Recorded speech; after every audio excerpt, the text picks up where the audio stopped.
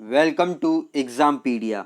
आज है 11 जून 2020 और 11 जून 2020 से करंट अफेयर्स के जितने भी इंपॉर्टेंट क्वेश्चन हैं उन्हें हम इस वीडियो में डिस्कस करेंगे। तो चलिए शुरू करते हैं।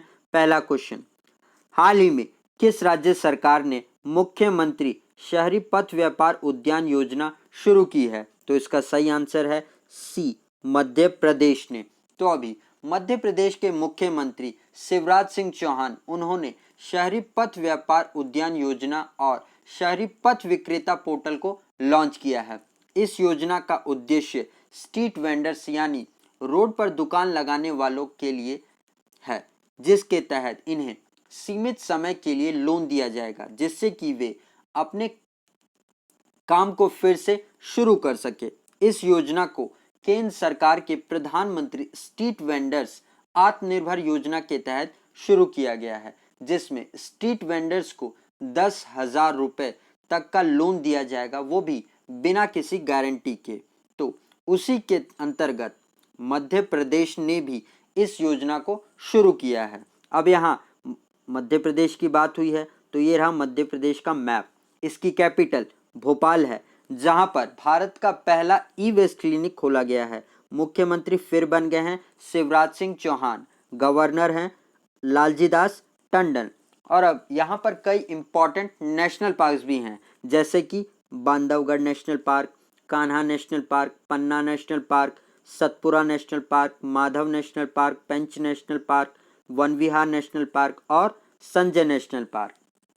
इसके अलावा अभी भारत में पहली बार FIR आपके द्वार योजना को भी मध्य प्रदेश में ही शुरू किया गया है और श्रम सिद्धि अभियान, बुखार क्लिनिक, चरण पादुका पहल, दीदी वाहन सेवा को भी मध्य प्रदेश में ही शुरू किया गया है। और अभी मध्य प्रदेश समर्थन मूल्य पर गेहूं खरीदने में देश में शीर्ष राज्य बन गया है। और अभी मानव व शहरी मंत्रालय द्वारा जारी की गई कचरा मुक्त शहरों की सूची में मध्य प्रदेश के इंदौर शहर को 5 स्टार रेटिंग दी गई है, तो इसे भी आप जरूर याद रखिएगा। अब आगे बढ़ते हैं। हाल ही में गूगल क्लाउड ने भारत में अपने वरिष्ठ निर्देशक के रूप में किसे नियुक्त किया है? तो इनका नाम है ए, अनिल वलूरी को। तो अभी गूगल क्लाउड ने अनिल वलूरी को भारत में सीनियर डायरेक्टर के रूप में नियुक्त किया है।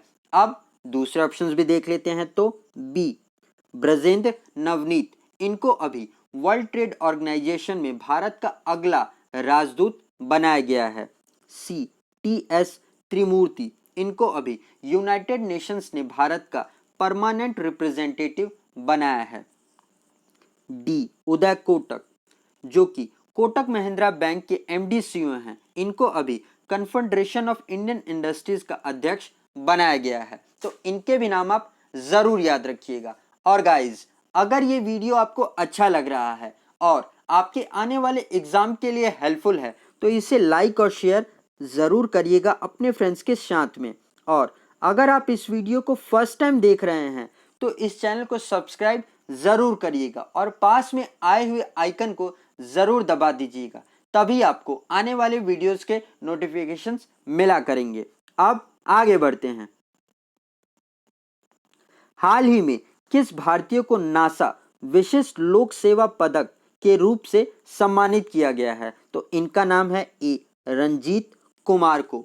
तो अभी भारतीय एरोस्पेस उद्यमी रंजीत कुमार को उनके कार्यकारी leadership, engineering contribution, technical excellence और कंज्यूमर लॉयल्टी के लिए नासा द्वारा नासा डिस्टिंग्विश्ड सर्विस मेडल से सम्मानित किया गया है। रंजीत कुमार ये लगभग 30 सालों से नासा के साथ काम कर रहे हैं और अंतर्राष्ट्रीय स्पेस स्टेशन को अपडेट करने में अपना योगदान दे रहे हैं।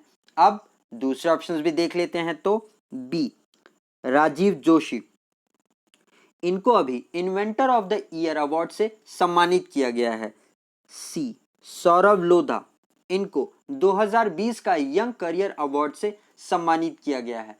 पर क्वेश्चन में बात नासा की हुई है, तो नासा का मतलब है national aeronautical and space administration. इसकी स्थापना 1958 में हुई थी, जब DRDO की स्थापना हुई थी। इसका headquarter Washington DC United states में है और इसके अध्यक्ष हैं जिम ब्रिस्टीन। तो इनका भी नाम आप जरूर याद रखिएगा। अब आगे बढ़ते हैं। हाल ही में किस ट्रैक और फील्ड एथलीट को 4 साल के लिए प्रतिबंध किया गया है? तो इनका नाम है ए गोमती मारिमुथी को। तो अभी तमिलनाडु की ट्रैक और फील्ड एथलीट गोमती मारिमुथी को एथलेटिक्स इंटीग्रिटी यूनिट की तरफ से 4 साल के लिए बैन कर दिया गया है।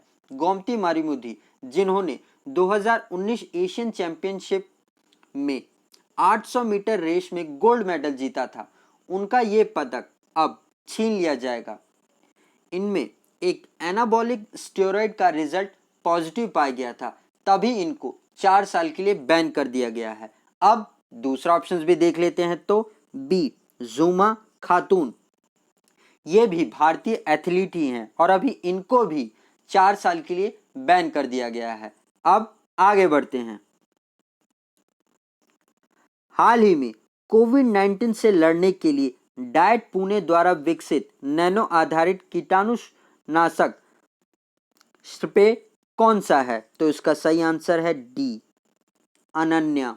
तो अभी defence institute of advance technology Pune ने नैनो टेक्नोलॉजी आधारित अनन्या कीटाणुनाशक स्प्रे को विकसित किया है। इसका उपयोग आम जनता और स्वास्थ्य सेवा कर्मियों द्वारा किया जा सकता है और इस स्प्रे का असर अगले 24 घंटे से अधिक समय तक के लिए प्रभावकारी रहेगा। तो इसे भी आप जरूर याद रखिएगा। अब आगे बढ़ते हैं। निम्नलिखित में से किस संस्थान के शोधकर्ताओं ने एक उच्च दक्षता वाले मास्क बनाने की तकनीक विकसित करने का दावा किया है? तो इसका सही आंसर है ए आईआईटी मंडी के शोधकर्ताओं ने। तो अभी आईआईटी मंडी के रिसर्चर्स ने दावा किया है कि उन्होंने उच्च दक्षता वाले मास्क बनाने के लिए एक तकनीक विकसित की है और इस मास्क को वेस्ट पेट बॉटल्स का इस्तेमाल करके बनाया जाएगा, जो न केवल वास्तविक रूप से उपलब्ध मास्क की तुलना में अधिक सांस लेने योग्य हैं, बल्कि इस मास्क को 30 बार तक धोया जा सकता है और पुनः इस्तेमाल भी किया जा सकता है। अब यहाँ आईआईटी की बात हुई है तो दूसरे भी आईआईटी के ऑप्शंस देख लेते हैं। तो बी आईआईटी गुवाहाटी ने अभी पेंडेमिक के दौरान एयर ट्रैवल के लिए फ्लीजी ऐप को विकसित किया है। सी आईआईटी बॉम्बे ने अभी कोविड-19 के मरीजों के लिए कोरोनाटीन ऐप और एक डिजिटल स्टेथोस्कोप को भी बनाया है। डी आईआईटी रुड़की ने अभी एक प्राणवायु नाम से पोर्टेबल वेंटिलेटर को विकसित किया है। तो इसे भी आप जरूर याद रखिएगा। अब आगे बढ़ते हैं। किस राज्य सरकार ने राज्य में गौ हत्या को रोकने के लिए 65 वर्षीय अधिनियम में संशोधन किया है? तो इसका सही आंसर है सी उत्तर प्रदेश ने। तो अभी उत्तर प्रदेश सरकार ने राज्य में 65 साल पुराने गौहत्या अधिनियम में संशोधन किया है और राज्य में गौहत्या को रोकने के लिए एक नए अध्यादेश में कड़े प्रावधान किए हैं और इस नए कानून के तहत किसी को भी गौहत्या के लिए दोषी पाया जाता है तो उसे अधिकतम 10 साल की जेल की सजा और 5 लाख रुपए तक का जुर्माना भरना पड़ेगा। अब यहाँ उत्तर प्रदेश की बात हुई है तो ये रहा उत्तर प्रदेश का मैप। इसकी कैपिटल लखनऊ है, जो कि गोमती नदी के किनारे स्थित है और हमारे रक्षा मंत्री राजनाथ सिंह, उनकी कंस्टिट्यूएंसी भी लखनऊ ही है।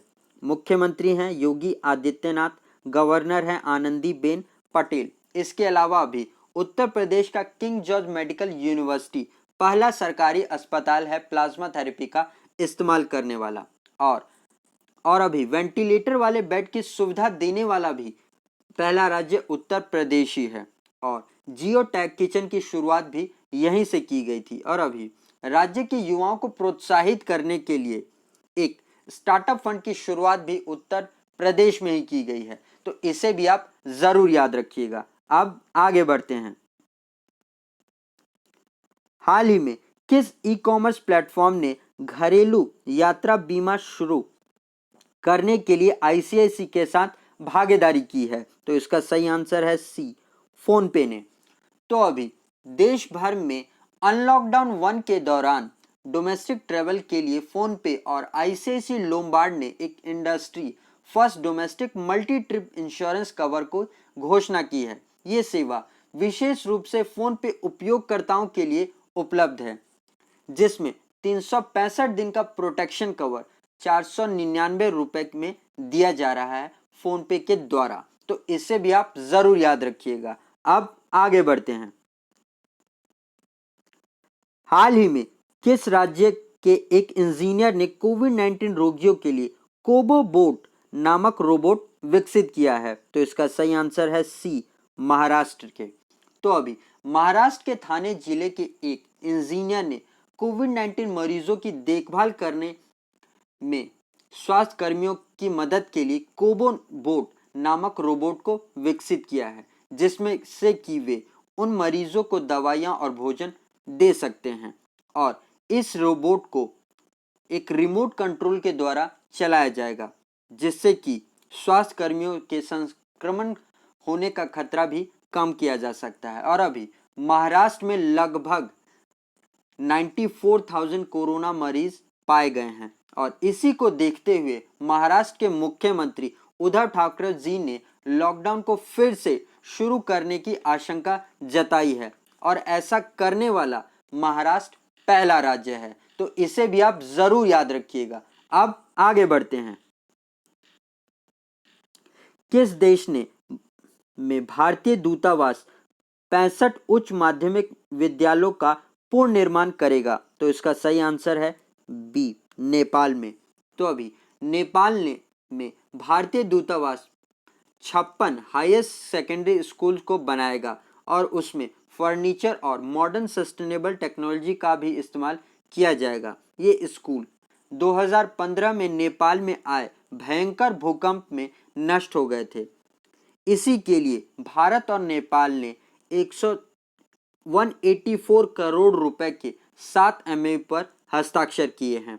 अब यहाँ नेपाल की बात हुई है तो इसकी कैपिटल है काठमांडू, करेंसी है नेपाली रुपया और प्रधानमंत्री हैं केपी शर्मा ओली और प्रेसिडेंट हैं विद्या देवी भंडारी। तो इनका भी नाम आप जरूर याद रखिएगा। अब आगे बढ़ते हैं। तो गाइज, अगर अभी तक आप इस चैनल को सब्सक्राइब नहीं किए हैं तो आने वाले वीडियोस के लिए आप इस चैनल को सब्सक्राइब कर लीजिए और पास में आए हुए आइकन को जरूर दबाइएगा, तभी आपको आने वाले वीडियोस के नोटिफिकेशंस मिला करेंगे। और अगर आप इस वीडियो का PDF लेना चाहते हैं तो आप हमारे टेलीग्राम चैनल से जुड़कर ले सकते हैं। आज के लिए इतना ही। Thanks for listening.